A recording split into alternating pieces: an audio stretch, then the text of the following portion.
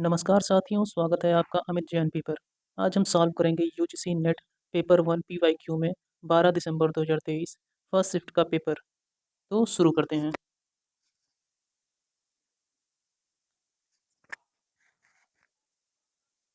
यहाँ पहला क्वेश्चन जो है डीआई का दिया हुआ है, शुरू में इंग्लिश में दिया हुआ है, फिर उसके बाद नीचे हिंदी में दिया हुआ है। ये रहा हमारा डीआई हिंदी में। इसी संबंधित नीचे क्वेश्चन पूछे गए हैं, 5 क्वेश्चन है इससे संबंधित, उसको हमें सॉल्व करना है। पहला कह रहा है कि शहर में वर्ष 2017 से वर्ष 2020 तक पंजीकृत कारों में अधिकतम प्रतिशत वृद्धि हुई है। तो यह हुई है सी वाले में। सी वाले में कैसे, आइए समझते हैं। क्वेश्चन में कहा है कि किस शहर में वर्ष 2017 से वर्ष 2020 तक पंजीकृत कारों में अधिकतम प्रतिशत वृद्धि हुई है। अधिकतम प्रतिशत वृद्धि जो है इसमें हुई है, ये पूछ रहा है 2017 से लेकर 2020 तक। तो क्या करेंगे, सभी का सबसे पहले प्रतिशत निकालेंगे। प्रतिशत वृद्धि, प्रतिशत वृद्धि कैसे निकालते हैं? जो पिछला वाला मूल्य है, जो कुछ भी है संख्या है, उसको हम बटे में रखते हैं और उसके बाद जो दूसरी वाली संख्या है जिसका कंपेयर कर रहे हैं हम, उस वाली संख्या से माइनस करके 100 से गुणा कर देते हैं। एग्जाम्पल से समझ ले रहे हैं इसी डीआई की। कहा है कि शहर ए में वर्ष 2017 से वर्ष 2020 तक पंजीकृत कारों में प्रतिशत वृद्धि। चार्ट में देखते हैं हम लोग, क्या है 2020 में जो है 9500 दिया हुआ है और 2017 वाले में 7500 दिया हुआ है। तो 2020 वाले में से 2017 वाला जो संख्या है उसको माइनस कर ले रहे हैं और 2017 से कंपेयर कर रहे हैं ना, तो इसको जो है कि बेस में रख रहे हैं, बटे में, और इसको जो है 100 से गुणा कर दे रहे हैं। यहाँ डायरेक्ट कर दिए हैं, इसी को थोड़ा सिंप्लीफाई करके यहाँ नीचे वो सेम चीज़ें हैं, यहाँ पर 100 से गुणा करके दिखाया गया है। जब करेंगे तो ये सेम रिजल्ट आएगा, 26.67%। यहाँ पर भी वही आया है, दोनों में सेम है। अब यही काम हम दोबारा करेंगे शहर बी के साथ। शहर बी में वर्ष 2017 से 20 तक, शहर बी में क्या दिया हुआ है, 1500 है और 1200 है। तो 1500 में से 1200 घटा देंगे, बटे में 1200 करके फिर 100 से गुणा कर देंगे, तो ये हमें प्रतिशत निकल कर आ जाएगा। इसको सॉल्व करेंगे तो 25% निकल कर आ गया। सेम प्रोसेस सी में करेंगे। सी में क्या है, 10,000 दिया हुआ है और 6,000 दिया हुआ है। दोनों को माइनस करके 6,000 से भाग दे देंगे और फिर 100 से गुणा, तो हमें प्रतिशत में निकल कर आ जाएगा। यह कितना आया, 66.67%। सेम काम यही शहर डी के साथ करेंगे, तो इसमें 28% निकल कर आ गया। अब ये जो प्रतिशत में आया है, ये तो प्रतिशत वृद्धि दिखा रहा है चारों शहर का। तो सबसे ज़्यादा किसमें हुआ है, यहाँ 28 है, यहाँ 66.67 है, यहाँ 25 है, फिर यहाँ 26.67। तो सबसे ज़्यादा 66.67% वृद्धि दिख रही है, जो कि शहर सी वाले में है। तो इससे पता चल रहा है कि सी वाला जो है 2017 से 20 तक पंजीकृत कारों में अधिकतम प्रतिशत वृद्धि दर्ज करा रहा है। तो हमें जो पूछ रहा है कि अधिकतम प्रतिशत वृद्धि किस में हुई है, तो शहर सी में हो गई है। यही हमारा आंसर हो जा रहा है। अगला सवाल है दूसरा वाला। इसमें क्या कहा है कि वर्ष 2020 में निम्नलिखित शहर में प्रति व्यक्ति पंजीकृत कारों की अधिकतम संख्या थी। तो यह कितनी थी, पंजीकृत कारों की अधिकतम संख्या थी, तो यह थी सी वाले में, जो कि दूसरे वाले ऑप्शन में दिया हुआ है। कैसे है, चलिए समझते हैं। क्वेश्चन में क्या कह रहा है कि वर्ष 2020 में निम्नलिखित शहर में प्रति व्यक्ति पंजीकृत कारों की अधिकतम संख्या थी। प्रति व्यक्ति पंजीकृत कारों की अधिकतम संख्या किसमें थी, ये हमें बताना है। तो क्या करेंगे, सबसे पहले 2020 में सभी शहरों में प्रति व्यक्ति पंजीकृत कारों की संख्या निकाल ले रहे हैं। तो यहाँ कितना दिया हुआ है, 9500 दिया हुआ है 2020 में ए वाले में, और संख्या क्या है 0.8 मिलियन।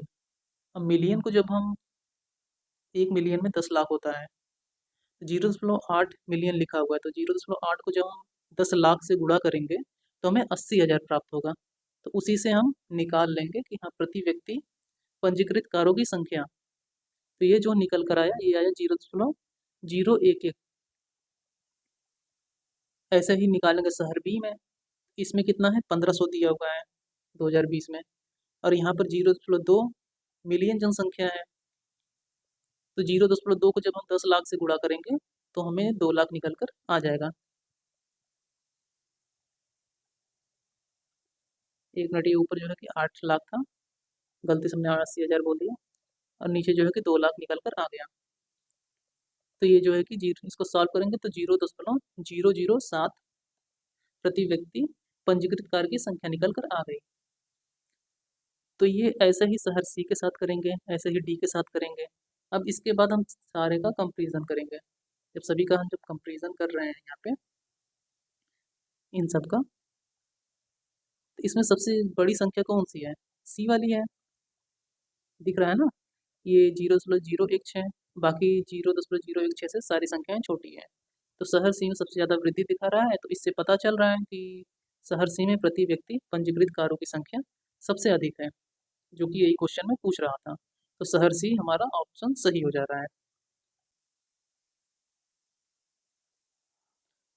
अगला सवाल है तीसरा नंबर। तीसरे में क्या कहा है कि सभी शहरों को साथ लेने पर वर्ष 2017 के सापेक्ष वर्ष 2020 में पंजीकृत कारों की कुल संख्या का क्या अनुपात है? तो यह जो अनुपात है यह है 284 अनुपात 197, जो कि पहले वाले ऑप्शन में दिया हुआ है। कैसे आया है चलिए समझते हैं। सवाल में कहा है कि सभी शहरों को साथ लेने पर वर्ष 2017 के सापेक्ष वर्ष 2020 में पंजीकृत कारों की कुल संख्या का क्या अनुपात है?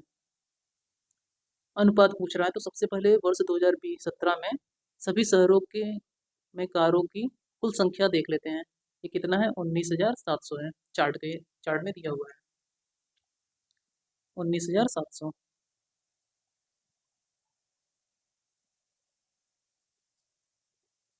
19,700 जो है मतलब कि ABCD चारों को जब जोड़ेंगे, ये 7500, 1200, 6,000 और 5,000, इन सबको जब जोड़ेंगे तो 19,700 निकल कर आएगा। ऐसे ही 2020 में जोड़ेंगे सभी, तो 2020 में कितना है? 9500, 1500, 10,000 और 7400, इन सबको जब जोड़ेंगे तो 28,400 निकल कर आएगा। अब जब दोनों का अनुपात करेंगे 28,400 और अनुपात 19,700, इसको जब और सिंप्लीफाई करेंगे तो हमें निकल कर आएगा 284 अनुपात 197, जो कि ऑप्शन में ये दिया हुआ है। तो 284 अनुपात 197 सही हो जा रहा है। अगला सवाल है चौथा नंबर। इसमें क्या कहा है कि वर्ष 2017 से वर्ष 2018 तक सभी शहरों में पंजीकृत कारों की प्रतिशत वृद्धि का औसत कितना है? तो ये जो औसत है यह है लगभग 16%, जो कि दूसरा वाले में दिया हुआ है। वर्ष 2017 से वर्ष 2018 तक सभी शहरों में पंजीकृत कारों की प्रतिशत वृद्धि का औसत कितना है? इससे पहले वाले में क्या निकाले थे हम? प्रतिशत वृद्धि निकाले थे, अधिकतम किसमें था। इसमें पूछ रहा है कि प्रतिशत वृद्धि का औसत कितना है।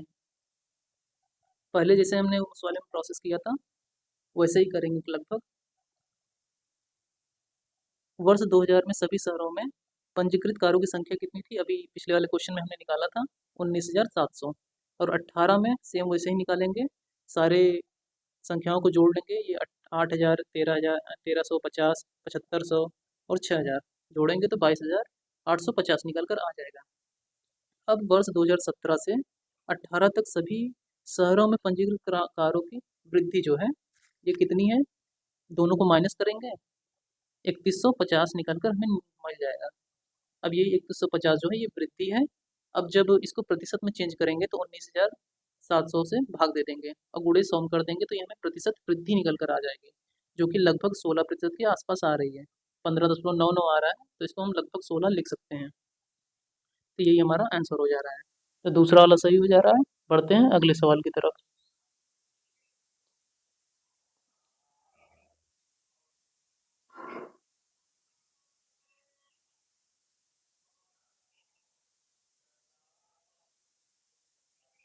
इसमें कहा है कि शहर ए में प्रतिवर्ष 2017 से 20 के दौरान पंजीकृत कारों की औसत वृद्धि प्रतिशत के आधार पर वर्ष 2021 में शहर ए में पंजीकृत कारों की अनुमानित संख्या क्या हो गई? तो यह लगभग 10,283 है, जो कि चौथे वाले ऑप्शन में दिया हुआ है। तो 10,283 कैसे आया चलिए समझते हैं।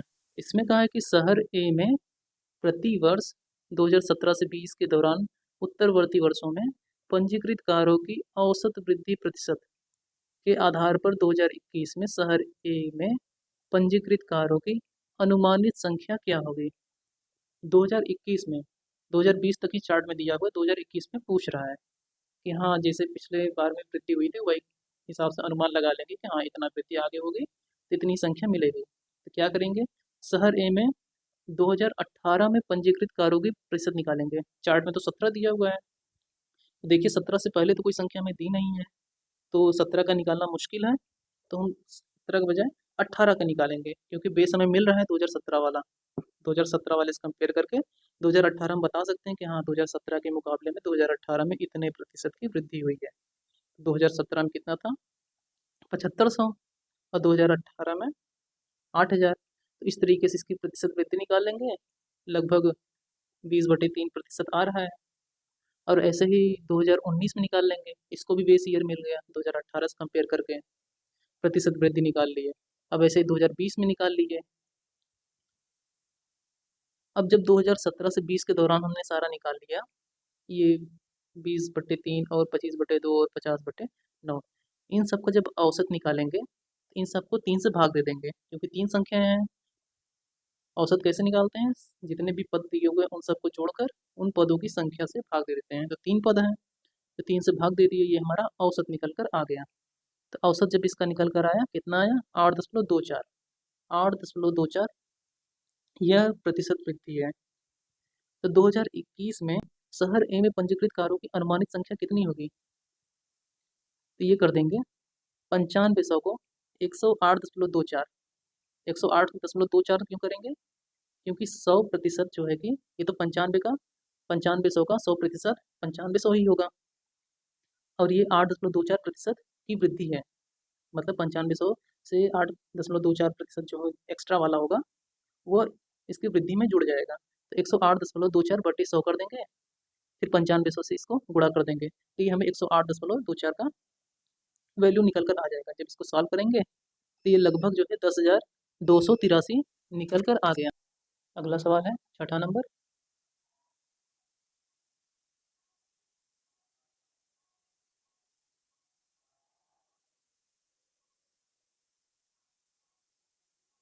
इसमें एक तरफ ऑनलाइन शिक्षण उपकरण दिया हुआ है, दूसरा तरफ विद्यार्थियों के लिए इसके लाभ दिए हुए हैं।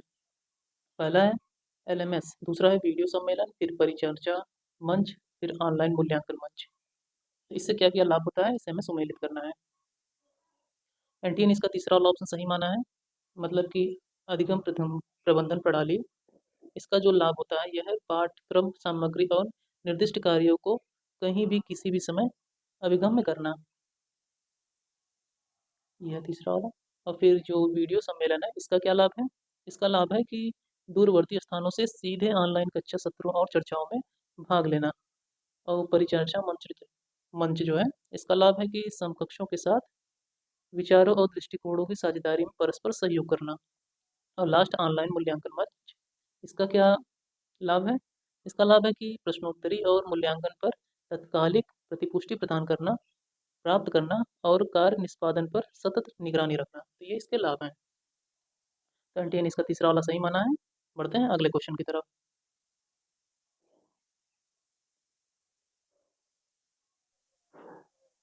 इसमें कहा है कि निम्नलिखित में कौन कौन सकारात्मक शिक्षक विद्यार्थी संबंध के उदाहरण हैं। असल में ये जो हिंदी वाला है, इसमें यहाँ पर रहना चाहिए संबंध के सकारात्मक शिक्षक विद्यार्थी संबंध के उदाहरण नहीं है। ये हिंदी वाले में थोड़ा सा प्रॉब्लम है, यहाँ इंग्लिश वाले में सही दिया हुआ है। ऊपर क्या है कि which of the following are not the example of positive teachers student relationship.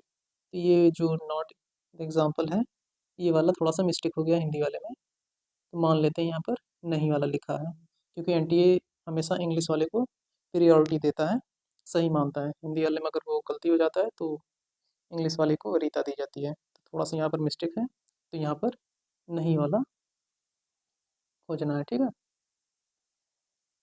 पहला है कि एक अध्यापक जो विद्यार्थियों को प्रश्न पूछने पर दंडित करता है, तो ये सकारात्मक शिक्षक शिक्षक विद्यार्थी संबंध का उदाहरण नहीं है, तो इसलिए ये वाला ऑप्शन में हो जाएगा। दूसरा कह रहा है कि एक अध्यापक जो विद्यार्थियों को सकारात्मक प्रतिपुष्टि और संरचनात्मक आलोचना प्रदान करता है। तो ये तो सकारात्मक शिक्षक विद्यार्थी संबंध में आ जाएगा, और ये है कि कौन सा नहीं है, तो इसलिए इसको हम इलिमिनेट कर सकते हैं। तो बी जहाँ जहाँ पर भी है हम इसको इलिमिनेट कर देंगे, तो ये दूसरा वाला ऑप्शन निकल कर बाहर आ जाएगा, और यही हमारा उत्तर है। दूसरा वाला एनटीए ने भी सही माना है और यहाँ पे निकल कर आ रहा है। बढ़ते हैं अगले क्वेश्चन की तरफ। अगला सवाल है 8वां नंबर। इसमें क्या कहा है कि एक तरफ ऑनलाइन अधिगम मंच दिया हुआ है सूची 1 में, और उससे सापेक्षिक विशेषताएं दी हुई हैं सूची 2 में। पहला है स्वयं, फिर उद्यमी, फिर स्किल शेयर, फिर खान एकेडमी। तो जो स्वयं है वो भारतीय विश्वविद्यालय से निःशुल्क पाठ्यक्रम हमें देता है, तो ये जो है पहला वाला दूसरे में आ जाएगा। तो ये देखिए दूसरे वाले ऑप्शन में मिल रहा है, बाकी किसी भी ऑप्शन में ऐसा नहीं है, यहाँ पे कट रहा है। और ये जो उद्यमी है ये विभिन्न विषयों पर सशुल्क पाठ्यक्रम, स्किल शेयर या सृजनात्मक और उद्यमिता विषय पर सशुल्क पाठ्यक्रम, और खान एकेडमी को हम मैच कर सकते हैं K-12 विद्यार्थियों के लिए वीडियो व्याख्यान और अनुक्रियात्मक अभ्यास में। तो दूसरा वाला ऑप्शन हमारा सही हो जा रहा है। बढ़ते हैं अगले सवाल की तरफ। अगला सवाल है 9 नंबर। इसमें क्या कहा है कि निम्नलिखित में कौन सहयोगात्मक अधिगम का एक उदाहरण है। सहयोगात्मक अधिगम का एक उदाहरण है। इसमें जो चौथा ऑप्शन है यह सहयोगात्मक अधिगम का एक उदाहरण है। इसमें कहा है कि अध्यापक विद्यार्थियों को समूह परियोजना कार्य प्रदान करता है ताकि विद्यार्थी साथ मिलकर शोध कार्य करें और अपने निष्कर्ष प्रस्तुत करें। ये चौथा वाला ऑप्शन हमारा सही हो जा रहा है। बढ़ते हैं अगले सवाल की तरफ। अगला सवाल है 10 नंबर। इसमें कहा है कि निम्नलिखित में कौन सा अध्यापक केंद्रित अनुदेशन की संभावित कमी है। संभावित कमी को हमें बताना है। तो इसमें जो दूसरा वाला ऑप्शन है यह विद्यार्थियों की सृजनात्मकता और आलोचनात्मक चिंतन के अवसरों को सीमित कर सकता है। ये जो है इसकी संभावित कमी है, तो दूसरा वाला ऑप्शन हमारा सही हो जा रहा है। बढ़ते हैं अगले सवाल की तरफ। अगला सवाल है 11 नंबर।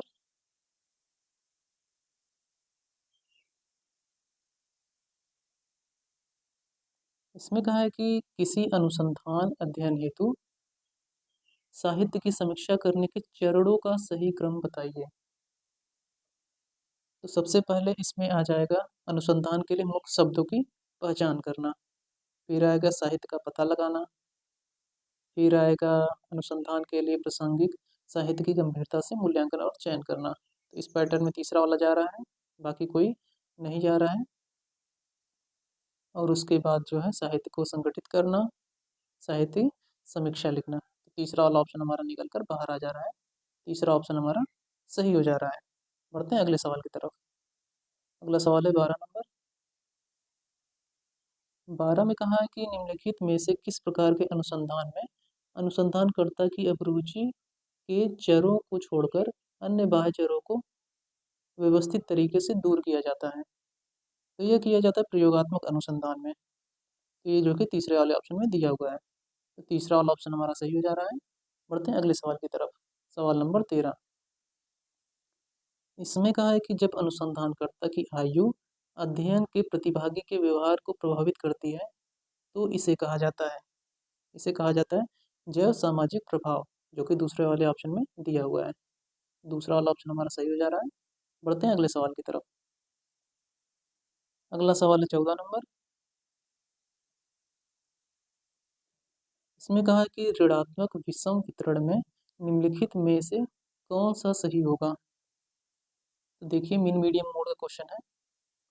सबसे पहले मीन, माध्य मतलब मीन। इसमें बोला है ऋणात्मक विषम वितरण।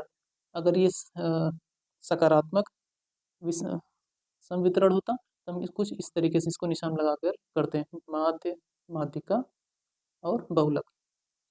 और जब ये इसमें दे दिया है क्या ऋणात्मक विषम में, तब क्या करेंगे, सब कुछ वही रहेगा, माध्य रहेगा, माध्यिका रहेगी और बहुलक रहेगा। तो ये जो निशान है ये उल्टा बन जाएगा, बहुलक सबसे बाहर की तरफ हो जाएगा। अब देखिए ये कौन सा बन रहा है इस पैटर्न में।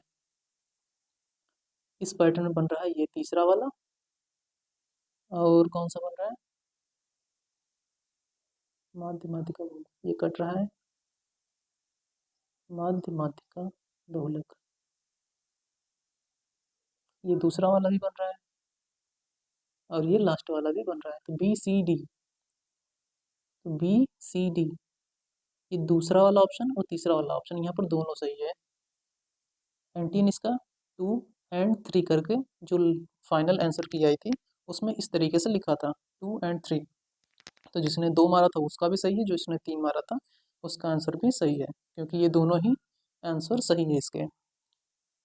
थियरी से समझ में आ गया कि हाँ कैसे सही है, इसलिए ये ऑप्शन नंबर 2 और 3 तीनों सही हो जा रहा है। बढ़ते हैं अगले सवाल की तरफ। अगला सवाल है 15 नंबर।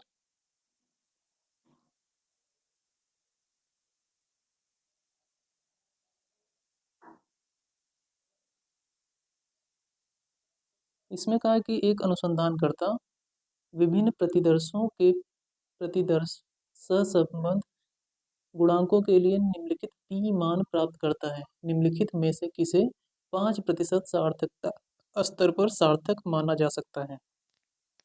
इसको मानने के लिए हम देखेंगे 0.05 से छोटा जो है, इस चीज को हम नोटिस करेंगे। तो कहाँ कहाँ पर है ये देखते हैं। पहला वाला एक कट जा रहा है, ये तो नहीं है। 0.04 ये तो है, क्योंकि ये इससे छोटा है। पी जो है 0.05 से छोटा है।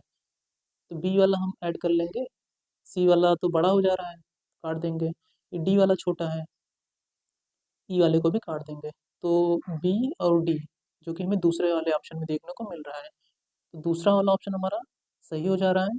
बढ़ते हैं अब अगले क्वेश्चन की तरफ। अगला क्वेश्चन है 16 नंबर।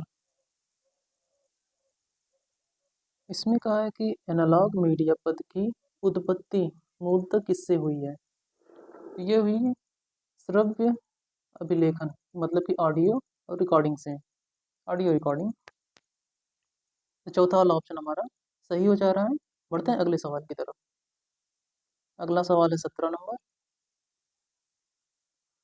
इसमें कहा है कि ऑनलाइन मीडिया के स्वचालन तत्व से क्या उत्पन्न होना संभव हो पाया है। तो इससे जो है प्रयोक्ता विशिष्ट सूचना यह संभव हो पाया है कि हाँ जिसे जो जरूरत है उसके पास वो चीजें पहुंच जाना। अगला सवाल है 18 नंबर। इसमें कहा है कि निम्नलिखित में कौन सा संप्रेषण के अर्थ संकेतन का क्रम है। संप्रेषण के अर्थ संकेतन का क्रम है। इसमें सबसे पहले डिनोटेशन, कनोटेशन और मिथक आता है इस क्रम में। डिनोटेशन, कोनोटेशन और फिर मिथक आता है। तो इसमें से ए बी सी ये हो जा रहा है, बाकी ये सब तो आता ही नहीं।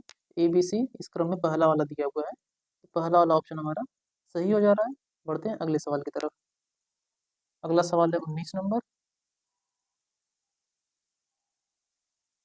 19 में क्या कहा है कि संप्रेषण के संदर्भ में राजनीतिक सामाजिकरण इस रूप में सामाजिक अधिगम से जुड़ा है कि कैसे सत्ता प्राप्त की जाती है, समाज के कुछ भागों को मुख्य धारा से अलग छोड़ दिया जाता है। नहीं, ऐसा नहीं किया जाता। बी वाला हम एलिमिनेट कर सकते हैं। तो तीसरा वाला अपने आप ही निकल कर बाहर आ गया, ए डी, सत्ता का उपयोग और दुरुपयोग किया जाता है, राजनीतिक और आर्थिक निर्णय लिए जाते हैं। तो तीसरा वाला ऑप्शन हमारा सही हो जा रहा है। बढ़ते हैं अगले सवाल की तरफ। अगला है 20 नंबर। इसमें क्या कहा है कि कथन एक, प्रत्येक माध्यम का अपना व्याकरण नहीं होता है। ये गलत बात है, व्याकरण होता है उसका खुद का। दूसरा कथन कह रहा है कि प्रत्येक मीडिया व्याकरण कालक्रम से विकसित हुए हैं और इसमें परिवर्तन होता रहता है। तो ये बिल्कुल सही बात है। तो पहला वाला गलत, दूसरा वाला सही, मतलब कि चौथा वाला ऑप्शन यहाँ पे सही हो जा रहा है।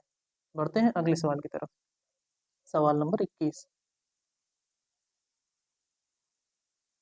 इसमें क्या है कि एक श्रृंखला दी हुई है और प्रश्न वाले चिन्ह की जगह हमें बताना है कि क्या होगा। तो पैटर्न क्या है, 1 3 6 10 15 21, तो खाली स्थान पे 36। तो देख रहे हैं 1 + 2 = 3, फिर 3 + 3 = 6, फिर 6 + 4 मतलब कि पहले 2 बढ़ रहा है, फिर 3 बढ़ रहा है, फिर 4 बढ़ रहा है, फिर 5, फिर 6, फिर 7।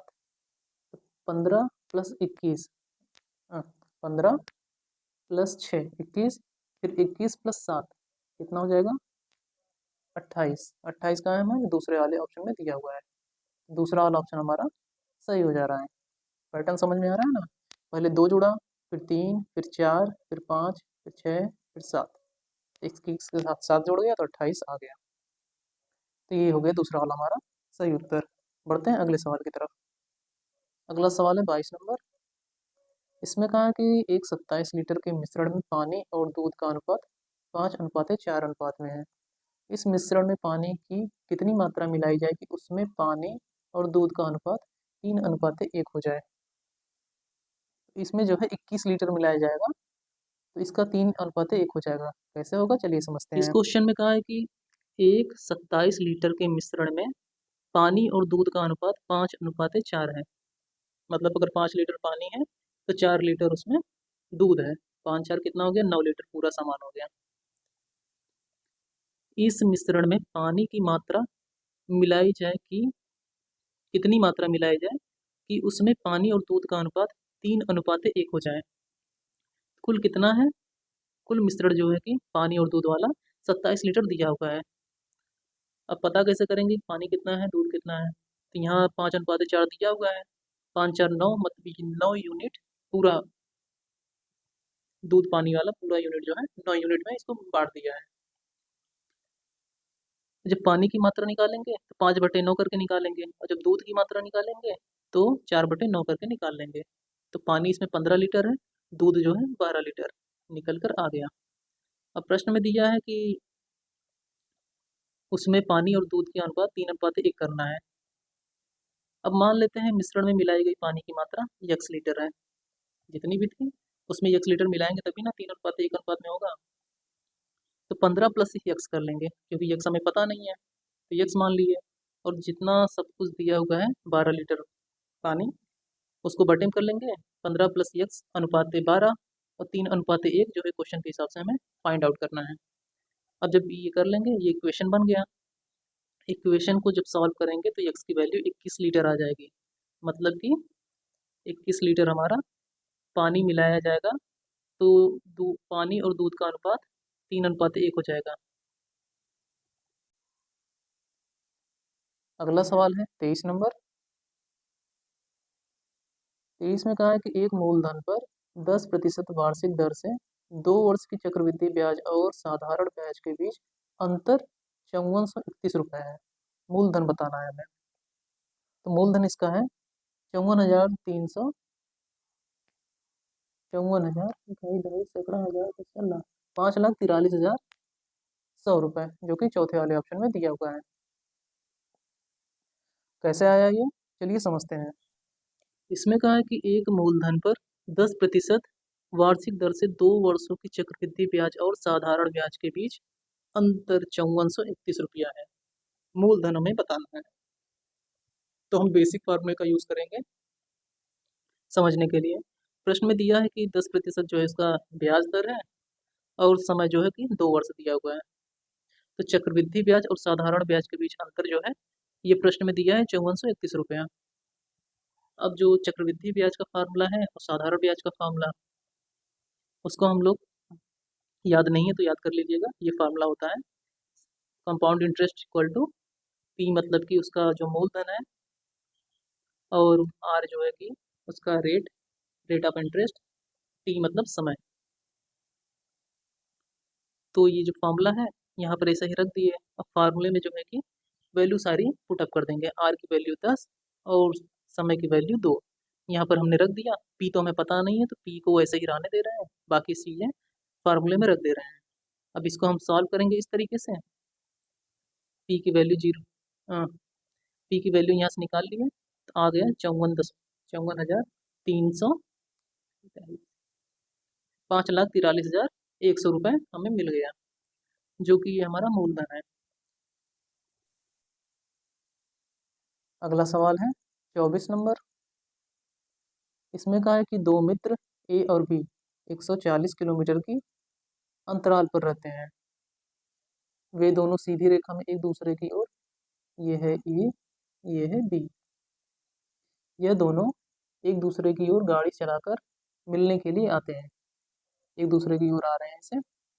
ए 80 किलोमीटर प्रति घंटे की रफ्तार से आ रहा है और बी जो है कि 40 किलोमीटर प्रति घंटे की चाल से गाड़ी चलाते हुए आ रहा है।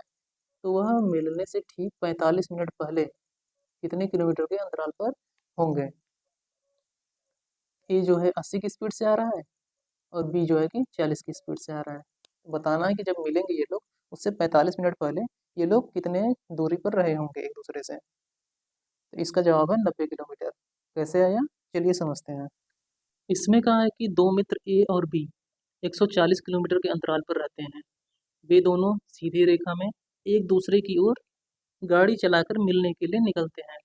यदि ए 80 किलोमीटर प्रति घंटे की रफ्तार से और बी जो है 40 किलोमीटर प्रति घंटे की चाल से गाड़ी चलाते हैं, तो वह मिलने से ठीक 45 मिनट पहले कितने किलोमीटर के अंतराल पर होंगे।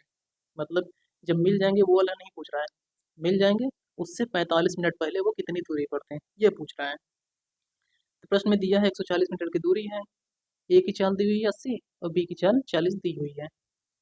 और पूरा जो स्पीड है क्योंकि एक दूसरे की तरफ आ रहे हैं तो ये जो है कि 120 कर लेंगे, हम लोग दोनों को ऐड कर लेंगे। ए जो है कि बी की तरफ आ रहा है 80 की स्पीड से, बी जो है ए की तरफ आ रहा है 40 की स्पीड से। 80 और 40 जो है 120 हो गया। तो इस हिसाब से समय निकाल लेंगे, लगभग 70 मिनट के आसपास समय लगेगा ये जब दोनों लोग एक दूसरे के पास आ जाएंगे। लेकिन पूछ रहा है कि 45 मिनट पहले कितनी दूरी पर थे। 70 मिनट में तो एक दूसरे से मिल जाएंगे, तो 1 मिनट में वो लोग लगभग 2 किलोमीटर की दूरी तय कर रहे हैं। तो 70 में से जब 45 मिनट घटा देंगे हम लोग तो 25 मिनट आ जाएगा। 25 मिनट में लगभग 50 किलोमीटर की दूरी वो लोग तय किए हैं। जब 50 किलोमीटर की दोनों मिलाकर तय किए हैं तो अब 50 और 140 के बीच कितना अंतर है, जितना भी अंतर है उतने ही अंतराल पर वो लोग होंगे। तो 140 में से 50 जब घटाएंगे तो 90 किलोमीटर आ जाएगा कि हाँ अभी दोनों 90 किलोमीटर की दूरी पर होंगे 45 मिनट पहले। जब मिल चुके हैं वो उससे 45 मिनट पहले वो लोग 90 किलोमीटर की दूरी पर होंगे। यही हमारा आंसर है।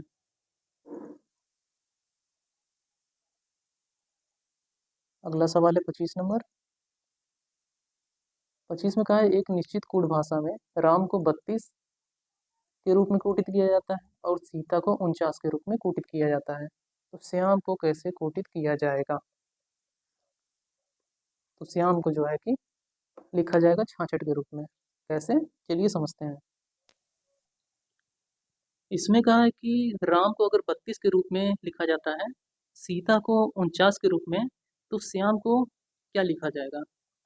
तो हम लोग जानते हैं कि आर को 18 18 के स्थान पे आता है, ए 1 पे, यम 13 पे। इन जब तीनों को ऐड करेंगे 18 एक 13 तो 32 निकल कर आ जाएगा। सेम प्रोसेस इसमें करेंगे तो इसमें 49 निकल कर आएगा। तो यस 19 पे होता है, एच 8 पे, वाई 25, ए 1, एम 13। इन सबको जब हम ऐड करेंगे तो 66 निकल कर आ जाएगा जो हमारा आंसर हो जाएगा। अगला सवाल है 26 नंबर। इसमें कहा है कि सादृश्यता मोटे तौर पर किसके अनुरूप है। तो ये जो है सादृश्यता मोटे तौर पर उपमिति के अनुरूप है। तो दूसरा वाला ऑप्शन इसका सही हो जा रहा है। ये लॉजिकल रीजनिंग का क्वेश्चन है। अगला सवाल है 27 नंबर। 27 में क्या कहा है कि यह जानने के लिए कि क्या युक्ति निगमनात्मक है या आगमनात्मक, नीचे दिए गए 4 परीक्षाओं में से कौन सा परीक्षण निम्नलिखित उदाहरण पर लागू होता है। अलन पिता है अतः अलन पुरुष है। इसमें जो है कठोर आवश्यक परीक्षण है जो कि दूसरे वाले ऑप्शन में दिया हुआ है। दूसरा वाला ऑप्शन हमारा सही हो जा रहा है। बढ़ते हैं अगले सवाल की तरफ। अगला सवाल है 28 नंबर। इसमें कहा है कि सभी कुत्ते बिल्लियां हैं, सभी बिल्लियां बैल हैं, अतः सभी बैल कुत्ते हैं। तो सबसे पहले बना रहे हैं सभी कुत्ते बिल्लियां हैं। ये है कुत्ते, और सभी कुत्ते जो हैं वो हैं बिल्ली। ये हो गया बिल्ली। और कह रहा है कि फिर अतः सभी बैल कुत्ते हैं। तो इसका कैसे बनेगा? कुछ इस तरीके से बन सकता है, लेकिन बहुत ज़्यादा डिफाइन नहीं किया हुआ है। तो इस तरीके से ये हो जाएगा कि यह अमान्य युक्ति है और इसमें गलत आधार वाक्य और गलत निष्कर्ष दिया हुआ है, जो कि तीसरा वाला ऑप्शन दिया हुआ है। तीसरा वाला ऑप्शन हमारा सही हो जा रहा है। बढ़ते हैं अब अगले सवाल की तरफ।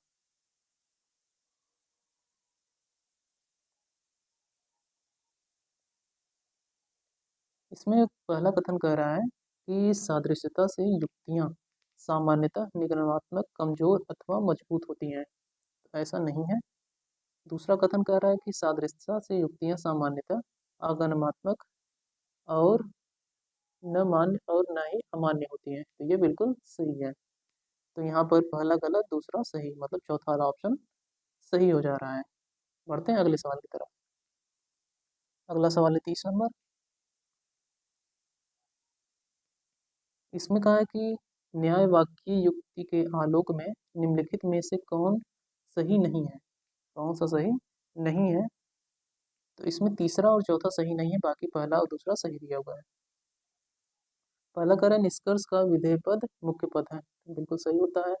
निष्कर्ष का विषय पद गौण पद होता है। तो यह भी सही है। मध्य पद आधार वाक्य में केवल एक बार अवश्य होना चाहिए। तो ऐसा नहीं है। अब पूछा है कौन सा नहीं है। सी वाला नहीं है, और मध्य पद के निष्कर्ष में कम से कम एक बार वितरण अवश्य होना चाहिए। ये भी गलत हो जा रहा है। तो सी और डी हमारा गलत हो गया।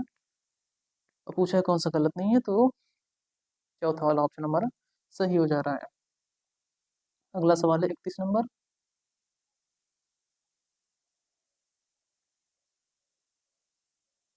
इसमें कहा कि अनिल ने अपने कंप्यूटर में एक MP3 फाइल भंडारित की। MP3 फाइल में किस प्रकार का डेटा का भंडारण किया जाता है? MP3 मतलब ध्वनि होता है, जो कि दूसरा वाले ऑप्शन में दिया हुआ है। MP3 में गाना ही बजता है ना, या आवाज आती है, वही है। अगला क्वेश्चन है 32 नंबर।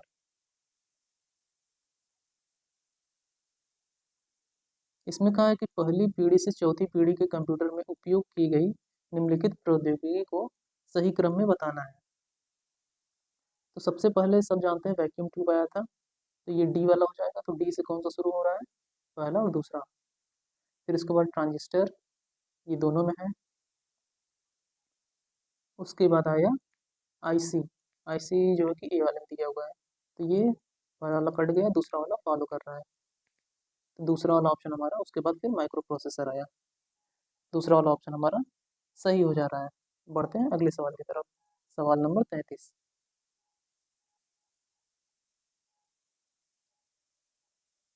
इसमें दो कथन है। पहला बाइनरी नंबर दिया है और कह रहा है कि ये हेक्साडेसिमल 5D के बराबर है या नहीं।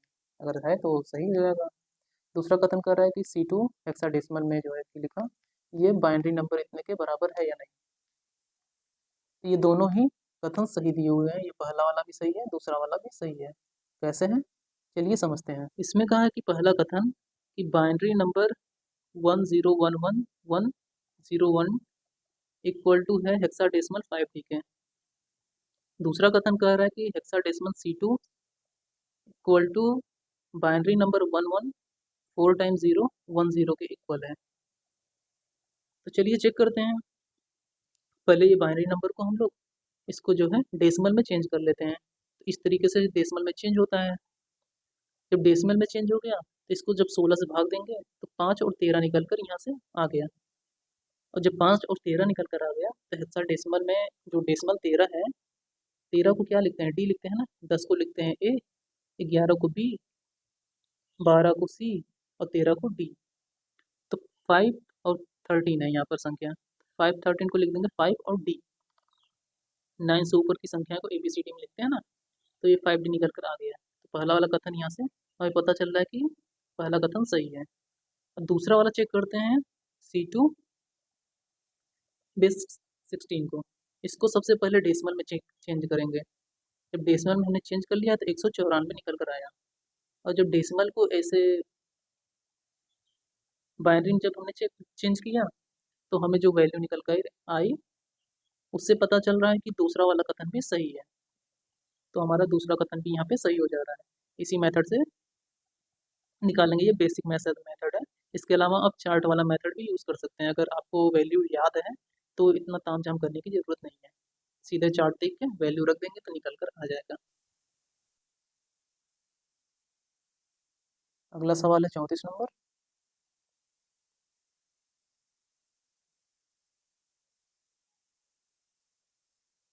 इसमें कहा है कि कौन से प्रकार की कंप्यूटर मेमोरी अस्थिर या वोलेटाइल होती है। कौन सी मेमोरी वोलेटाइल होती है?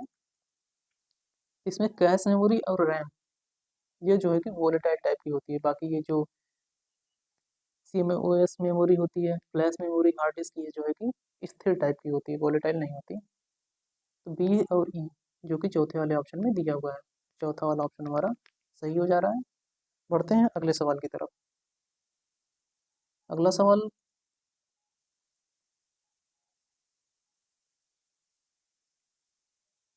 इसमें एक तरफ लिखा है भंडारण माध्यम, दूसरी तरफ भंडारण के प्रकार। तो ब्लू रे डिस्क जो है यह एक ऑप्टिकल होता है, सी का 1, इसमें भी है इसमें भी है।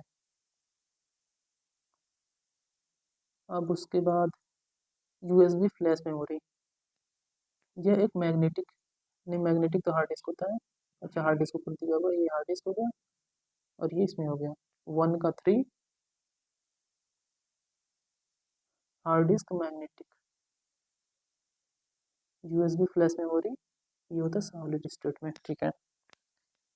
हार्ड डिस्क जो होता है वो मैग्नेटिक टेप की तरह होता है और USB फ्लैश मेमोरी जो होती है सॉलिड स्टेट के रूप में काम करती है। तो A का 2, B का 1, B का 3 और C का 1, ये हो जा रहा है, पहला वाला फॉलो कर रहा है। पहला वाला ऑप्शन हमारा सही हो जा रहा है। बढ़ते हैं अगले सवाल की तरफ। अगला सवाल है 36 नंबर।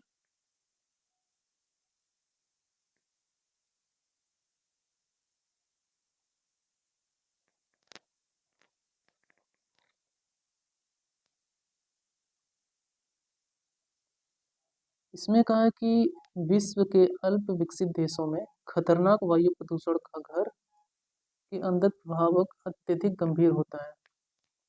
कारण कह रहा है कि खाना पकाने की पारंपरिक विधियों में कोयला, लकड़ी, गोबर, केरोसिन आदि जैसे ईंधनों का प्राय उपयोग किया जाता है। तो ये दोनों ही सही बात है और जो कारण है वो अभिकथन की व्याख्या भी कर रहा है।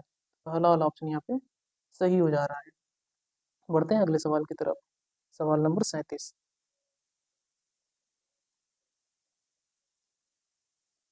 इसमें कहा है कि 2019 के स्वतंत्रता दिवस पर राष्ट्र को संबोधित करते हुए प्रधानमंत्री श्री नरेंद्र मोदी ने किस वर्ष तक प्रत्येक ग्रामीण घर को नल जल उपलब्ध कराने का लक्ष्य निर्धारित किया? यह था 2024 तक। पहला वाला ऑप्शन हमारा सही हो जा रहा है। बढ़ते हैं अगले सवाल की तरफ। अगला सवाल है 38 नंबर। इसमें पहला कथन कह रहा है कि नाभिकीय प्रजनक रिएक्टर विखंडन सामग्री की जितनी खपत करता है उससे अधिक उसका उत्पादन करता है। तो ये सही बात है। दूसरा कथन कह रहा है कि वर्तमान में देश के ऊर्जा मिश्रण में नाभिकीय ऊर्जा का हिस्सा नवीकरणीय ऊर्जा के हिस्से में अधिक है। ऐसा नहीं, ये अधिक नहीं है। तो पहला वाला सही दूसरा गलत, मतलब तीसरा वाला ऑप्शन यहाँ पर सही हो जा रहा है। बढ़ते हैं अब अगले सवाल की तरफ। अगला सवाल है 39 नंबर। 39 में अभिकथन कारण वाला है। अभिकथन कह रहा है कि प्रवाल भित्तियां उनके निकटवर्ती महासागरीय जल में मल विसर्जित किए जाने के कारण खतरे में है। कारण कह रहा है कि महासागरों में मल विसर्जित करने से महासागरीय जल की स्पष्टता कम हो जाती है।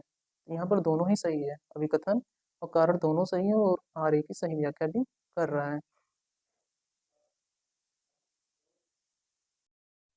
बढ़ते हैं अगले क्वेश्चन की तरफ। सवाल नंबर 40।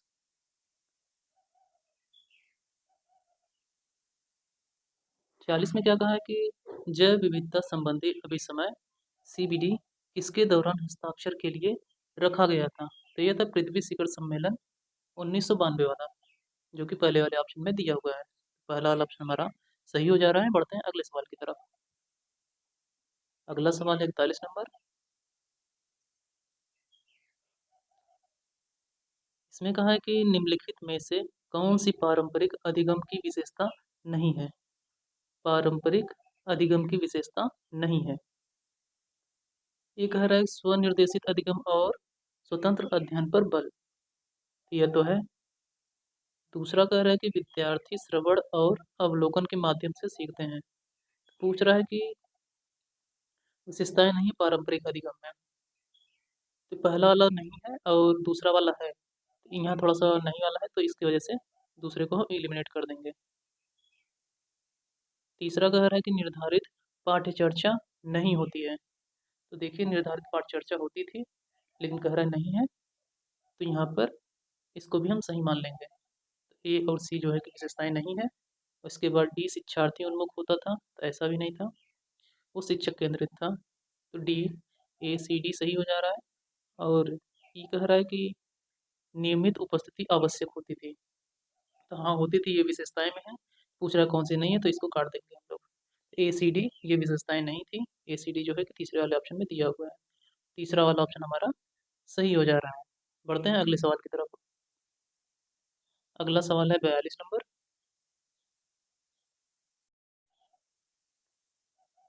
इसमें कहा है कि निम्नलिखित विश्वविद्यालयों को उनकी स्थापना के कालानुक्रमानुसार रखें। पहला है BHU बनारस हिंदू विश्वविद्यालय। दूसरा है जवाहरलाल नेहरू विश्वविद्यालय, इलाहाबाद विश्वविद्यालय, दिल्ली विश्वविद्यालय। तो बनारस हिंदू विश्वविद्यालय कब आया था? यह आया था 1916 में। जवाहरलाल नेहरू कब आया था? यह आया था 1969 में। और उसके बाद ये इलाहाबाद कब आया था? 1887 में।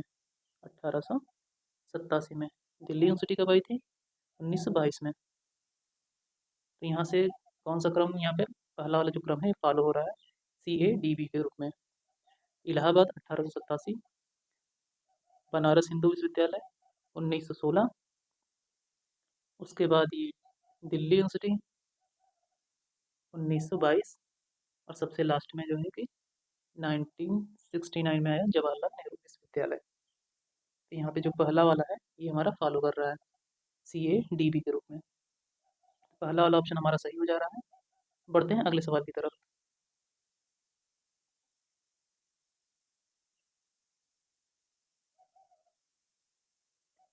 इसमें दो कथन हैं शिक्षा नीति से संबंधित 2020 वाले से। पहला कथन कह रहा है कि यह कल्पना की गई है कि सभी उच्च शिक्षा संस्थाओं का उद्देश्य यह होना चाहिए कि वे स्वायत्त बने और उनका अधिकार प्राप्त शासी मंडल हो। दूसरा कथन कह रहा है कि संस्थागत विकास योजना की पूरी जिम्मेदारी शासी मंडल के सदस्यों की होगी। तो ये दूसरा वाला स्टेटमेंट गलत है, इसका पहला वाला स्टेटमेंट सही है। तो इसका तीसरा वाला ऑप्शन जो है कि सही हो जा रहा है। अब बढ़ते हैं अगले सवाल की तरफ। अगला सवाल है 44 नंबर। इसमें कहा है कि निम्नलिखित में से कौन सा पुरुषार्थ की भारतीय परंपरा अवधारणा द्वारा प्रतिपादित मूल्य नहीं है।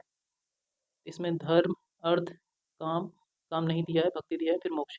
धर्म, अर्थ, काम, मोक्ष होता है, तो काम की जगह पे यहाँ पर भक्ति दिया हुआ है। पूछा कौन सा नहीं है, तो ये भक्ति नहीं है। तो तीसरा वाला ऑप्शन यहाँ पे सही हो जा रहा है। बढ़ते हैं अगले सवाल की तरफ। अगला सवाल है 45 नंबर। इसमें कहा कि किस आयोग या समिति ने यह सिफारिश की थी कि जिन महाविद्यालयों की योजना साधारणतया पुरुषों के लिए बनाई गई थी, उनमें महिलाओं के लिए साधारण सुविधाएं और मनुष्योचित जीवन की जरूरतें उपलब्ध कराई जानी चाहिए और महिलाओं के लिए अवसरों की कमी नहीं की जानी चाहिए। तो ये कहा गया था राधा कृष्ण आयोग 1948 वाले में, जो कि चौथे वाले ऑप्शन में दिया हुआ है। तो चौथा ऑप्शन हमारा सही हो जा रहा है। बढ़ते हैं अगले सवाल की तरफ। अब यहाँ से हमारा कॉम्प्रिहेंशन शुरू हो गया 46 से लेके 50 तक। शुरू में इंग्लिश में है, फिर नीचे हिंदी में दिया हुआ है। यहाँ से हिंदी में शुरू हो गया। ये हमारा पूरा कॉम्प्रिहेंशन। अब इससे संबंधित जो 46 नंबर क्वेश्चन है, इसमें कहा है फांसीवाद अर्थशास्त्र साम्यवादियों के साथ निम्नलिखित के बारे में सहमत था। तो इसका तीसरा वाला ऑप्शन सही है, BC और D वाला कॉम्प्रिहेंशन के हिसाब से।